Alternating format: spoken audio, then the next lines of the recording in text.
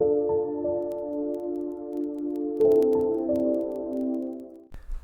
you're listening to Hugo Talks. So here we have some primetime Peekaboo. Now this is on the Jimmy Fallon Tonight Show, part of the NBC Universal Network. Headquarters are at Rockefeller Center, New York. Now, can you spot it? This is from just the other day. It's a tricky one to spot. A very, very hidden symbol on display. Ah, there you go. No need for secret handshakes or one-eyed symbolism or putting your hand in your coat. No need for that now. Just wear a big badge to tell everyone. So this is the singer Billy Corgan from the band Smashing Pumpkins. And yeah, I don't recall really ever seeing such a blatant example of Peekaboo Club disclosure on a primetime TV show before. Maybe there has been, but I can't think of one right off the top of my head right now. The Smashing Pumpkins are a band far past their sell-by date. They were famous in the 90s, a grunge rock band, part of the whole grunge rock scene around the time of Nirvana, Pearl Jam and Soundgarden. Not a really relevant band these days, but obviously connected enough to the control freaks to get onto this primetime USA Knucklehead show. It could be argued that this band and singer are just merely looking for attention, desperate for attention because they have not been relevant for a long time. But would you really want this type of attention?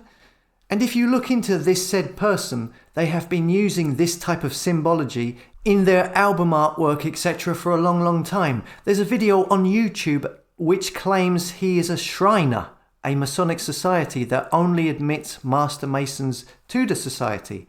And in that video, you can see all kinds of symbology he has displayed over the years. And it's curious they are showing this off now, personally. I think it's to test and analyse the fans of this band. They want to see who's going to notice it, who will talk about it, and will they even be bothered, you know? So, I mean, if you haven't realised, it's a big club and we ain't in it. A phrase, I believe, from the American comedian George Carlin, who was ironically probably also in the club as well, because you just don't get to appear on any of these media platforms or shows, or get record deals, or appear in movies, or even become a newsreader or whatever part of the fake stream media in any way unless you are trusted and in the club. That's how it seems to me. The music industry, the mainstream media, news channels, the movie industry, they all have gatekeepers every step of the way. And you can't get through them unless you are already in the club. I've been saying for a long time that anything you see in the fake stream media is part of the system. Even when they're criticising something or someone, then that person receiving negative attention are 99.9% of the time still part of the system and merely playing the opposition part, playing the antagonizer, the bad guy. The real opposition are completely ignored. They don't talk about people who are not part of the system. They don't want to give them any promotion whatsoever.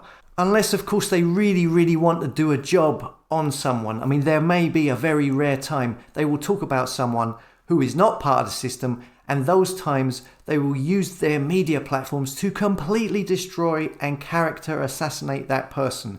And they only do it the once and never mention them again. They will attempt to make that person public enemy number one and get the public to do their dirty work for them. They won't keep on talking about them afterwards, just the once, because anything more, and that will amount to them promoting that said person. Any form of continual coverage, positive or negative, and they're part of the system, and part of that Hegelian dialectic system. I've said this before, the whole system, the mainstream media and the alternative media are all working together. It's all part of the Hegelian dialectic. Billy Corgan is a good example. He has appeared on the mainstream channels, MTV back in the day, the Jimmy Fallon show, but he's also made several appearances on Alex Jones' InfoWars over the years. Again, one of a few celebrity musicians who have appeared on it, where he talked about, all kinds of things that were being pushed back then, 5 years ago, social justice warriors. He also talked about how he loved the InfoWars Super Male Vitality Health Supplements. Okay. And here he is on the Joe Rogan show. Like I've said, it's a circuit and it extends out and it reaches out far and it includes the mainstream and the alternative. It's all part of the same system. Here he is in a nun outfit with Marilyn Manson, who of course is a confirmed member of the Church of Satan. Of course, Marilyn Manson is best friends forever with Johnny Depp, who recently distracted a huge number of the public with his court case against Amber Heard.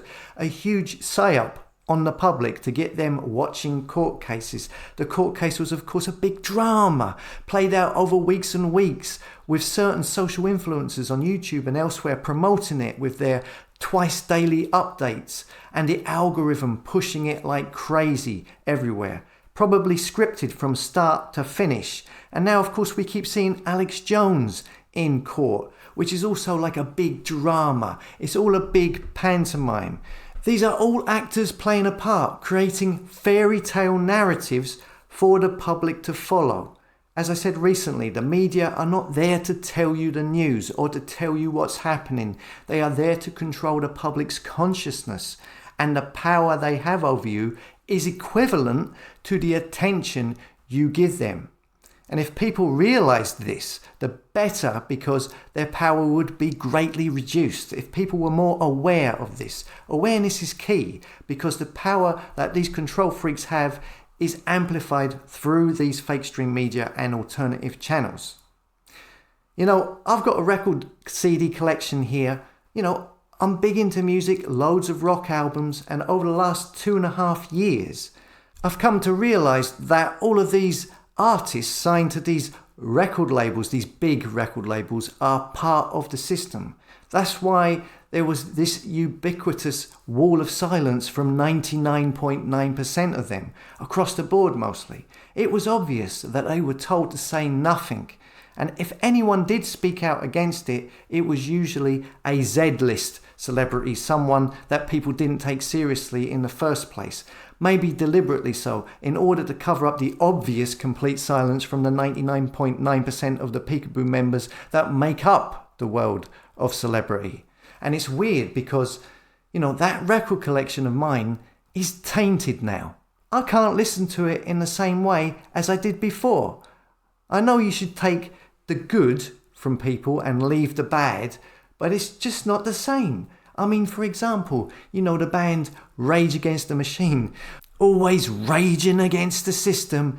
F you, I won't do what you tell me.